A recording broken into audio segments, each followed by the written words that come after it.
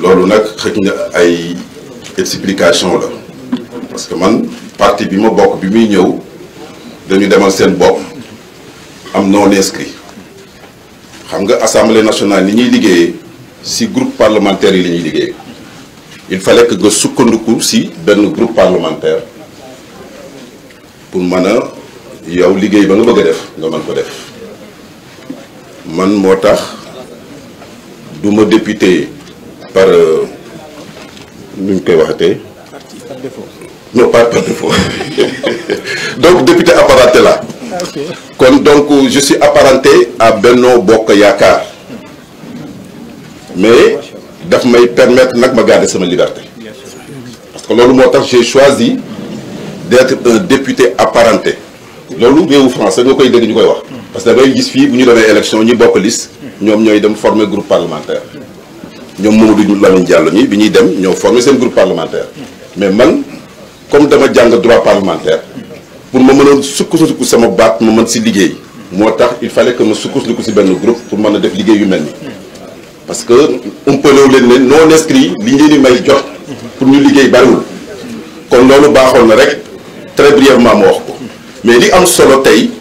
mooy député yi nan la ñu duggee si liggéey bi Babacar wax na ko sànq pétition la boo xam ne yëkkati nañ ko jëmale ko ci Sénégal yëpp pétition bi ñetti baat la tënk benn bi ci des benn bi ci jëkk mooy manifester wu pour agenda boobu bañ a am ñaareel ba attirer attention autorité delloo leen ci mission bi nga xam ne dañu war a respecter volonté population yi ñetteel ba mooy fexe ba léegi ñu criminaliser homosexualité loolu moo nekkoon seen pétition mais adressé wu leen ko woon kenn waaye ñun député yi Mamadou Lamine Diallo bi ñu ko signé et c'est l'occasion ma remercier seen responsable yi nekk département Rufisque ñëw seet si ma si laa leen lii soo leen bàyyee ragal naa ne mën na nekk loo xam ne di ngeen recueillir ay signature te du mujj fenn constitution article 80 ñaar rek la may pour ñu tëgg loi du professeur d'université du magistrat du juge mais dafa ne l'initiative des lois appartient concurremment au président de la République et aux députés c'est l'article 80 de la constitution moo ko wax ma ne ko soit projet de loi la mën a doon bu boobaa président mooy jël responsabilité am indi ko assemblée ou bien député yi accompagner leen si volonté bi nga xam ne def ngeen ko wër Sénégal yëpp pour ñu eggali ko def proposition de loi bañ si waxtaanee tamit ma waxtaan seet suma mag Mamadou Lamine ñi déggoo si la ñu commencé di liggéey war nañ ñeenti weer si ginnaaw léeg-léeg ñu bind texte jox leen ñoom seen comité scientifique delloo ñu léeg-léeg aussi tamit ñu am ay observation wallaay ñu liggéey si texte bi ni ñu si liggéey vraiment c'est l'occasion de remercier en tout cas docteur Diallo nga xam ne vraiment amul na si taxawaay bu am solo Moussa Diallo docteur Moussa Diallo donc ñun loolu moo ñu dugal si li nga xam ne tey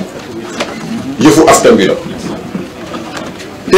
am na sama benn xarit sax daf may toog ndax jekki na ma yow da nga fàtte ne article 64 bu constitution dafa wax ne tout mandat impératif est nul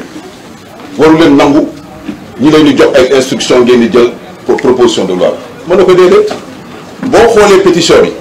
dafa laal couche société bi yëpp du association sàmm sa jikko association sàmm sa jikko plateforme la boo xam ne dafa ëmb association yu bari am na ay syndicats lépp a ngi ci kon donc toutes les couches du peuple ont été touchées et nous parlons et nous agissons au nom du peuple kon donc gis naa ne boo ne ma tey boo ma bëggee opposé ne tout mandat impératif est nul c'est parce que yow xëy na sa dégg-dégg moo des kon nag lii ñu def nii dañ ko assumer en toute responsabilité parce que société bi lañ bokk mais dañu nekk seen ndaw yoo xam ne dañu war a eggali seen kàddu lii si nekk nag actuellement mooy proposition de loi bii nga xam ne moom ngeen di déposé moom la ñuy déposé tey du caagin dañ koy déposé rek suba député yi wote ko dafa am procédure loolu la ñuy wax procédure législative dina am 5 actions yoo xam ne dina si génn benn bi si jëkk dañu ne article 60 bu règlement intérieur assemblée nationale dafa ne soo déposé proposition de loi da nga koy formuler par écrit moom la ñu def nii dañ koy déposé président assemblée nationale dafa war a tontu parce que ñun député yi manqué nañu ne ñi signé pétition ñi signé ñi porté proposition de loi bi yëpp suñu ko yóbbu woon noonu dina indi jafe-jafe parce que président man na wax ne mënuma tontu député bu si nekk moo tax ñu jël suñu kàddu jox ko Mamadou Lamine Diallo ne ko bindee ko suñu tur lettre de transmission pour mu mën la tontu nga xam ne bu ñu tontoo ñun ñëpp la tontu président bi donc dafa am obligation tontu ko mais ñaareel ba y a ce qu'on appelle l'examen de recevabilité bureau assemblée nationale bureau bi muy président assemblée nationale vice-président ak questeurs yi il faut que ñu tëju xool ndax kii proposition bi c'est recevable pour mu recevable ñaari condition la pour mu irrecevable ñaari condition la dañ ne première condition bi su fekkee texte bi nga indi conforme ak loi yi dañ koy rejeter boobaa texte bi c'est irrecevable bii texte bi c'est recevable parce que dafay modifier disposition code pénal muy article 319 kon c'est boobu wàlla boo amul problème ñu ne beneen gàllankoor bi mën a tax ba ñu ne c'est irrecevable mooy su fekkee dafa am ay connotation financière nga xam ne dafa war a wàññi suñu budget mu am incident financier bu boobaa tamit dañ lay wax ne da nga war a proposer ay mesures compensatoires loolu macha allah amul si texte bi kon texte bi tey dañu ko yaakaar naa ne bu ñu ko déposé dafay remplir nos conditions pour être recevable mais mu des nag yeneen action bu ginnaaw bureau bi bu saytoo loolu daf koy jox président de la république et c'est là même le paradoxe surtout du vertu de la séparation des pouvoirs président il faut ñu jox ko mu toog fukki fan yoo xam ne day étudier texte yi pour mën a joxe avis mais su joxewul si fukki fan yooyu avis dañu naan la procédure suit son cours loolu dafa baax tamit ñu wax ko nit ñi ñu bañ a yaakaar ne rek bu ñu demee rek député yi suba rek dañu war a sóobu parce que gis naa kenn sax kuy tooñ naan y a des députés traîtres non je crois que langage boobu il faut que ñu modéré ko il faut que ñu xoolaat suñu bopp ku nekk respecter sa morom am na des dignes fils du pays aujourd'hui ils se sont engagés pour nekk député parce que dañu bëgg servir seen pays il faut que ñu respectante si loolu mais j'étais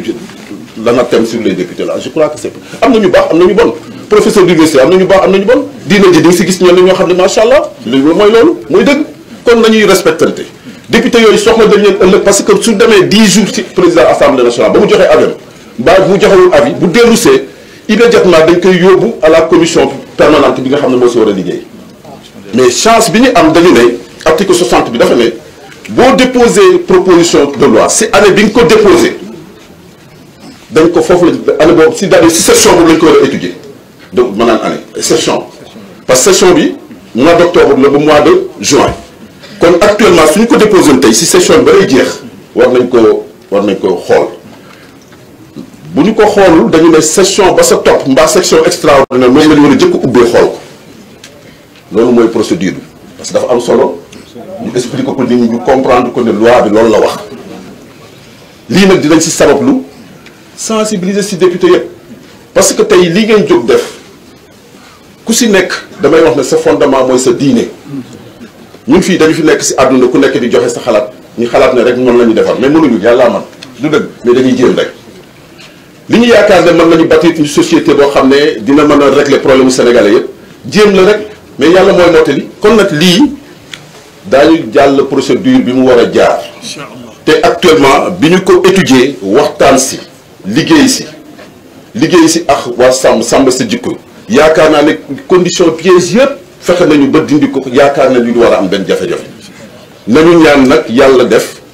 bu ñu ko déposé bureau bi étudier ko très rapidement ñu fexe ba aussi tamit président su fekkee dañ ko koy yónnee fukki fan yi parce que loolu texte yi moo ko may mu joxe si avem donc alors mu def ko très rapidement su ko deful fukki fan yi su passé procédure bi dafay continuer son cours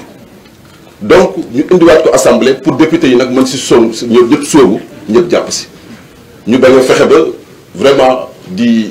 incriminer x ou y ñëpp soxla nañ leen parce que député yi ay pères de famille lañ comme yow fii la ñu juddoo am fi yaay am fi pap kon lii ngeen di def nii lii ñuy def nii tey ànd sàmm sa jikko kenn fayu leen ñu wër Sénégal yëpp tate couche yëpp defe naa ne ñun lañ ko defal ñun ñoo amoon obligation député dem seeti ji ñooñu recueillir seen avis mais ñun ngeen ko defal looloo tax man ma jàpp ne kii képp koo xam ne yaa ngi xalaat ne kii peut-être dafa violer les dispositions de l'article 64 nag peut-être c'est un ordre ou bien un mandat ordre bu ñu jox mais da nga nax sa bopp parce que tout mandat impératif mandat impératif est nul visé wul cas bi kon nag loolu rek laa si bëggoon wax en tout cas ñun am nañu pas-pas ànd seeg yéen parce que mbir mi dañuy suñu njaboot lañu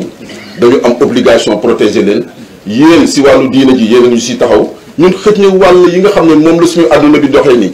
ñu yaakaar ne loi yi war na mën a defar bi lépp luñ si mën si xalaat bu baax dinañ ko def aussi tamit pour suñu réew te rek suñu réew rek tax maa ngi leen gërëm di leen sant. Allahu akbar.